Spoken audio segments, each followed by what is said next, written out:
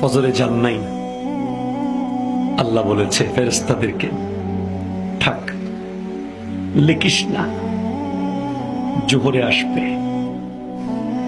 আমার বান্দা তো। আল্লাহ পানি বন্ধ করে দেব? না না না, আমার বান্দা। খানা বন্ধ করে দেব? না না না, আমার বান্দা। আমি না গাফফার, আমি আল্লাহ না ক্ষমাকারী। আল্লাহ দোষগুলো দুনিয়াকে দেখাই দেব? না না না, আমি সাত্তার। রহমতের চাদর দিয়ে ঢেকে রেখেছেন। আপনি জান নাই? আপনাকে হাইয়া আলাস সালাহ বলার পর আবার হাইয়া আলাল ফালাহ বলেছেন। হাইয়া আলাস সালাহ বললে হতো, ফালাহ কেন বললো?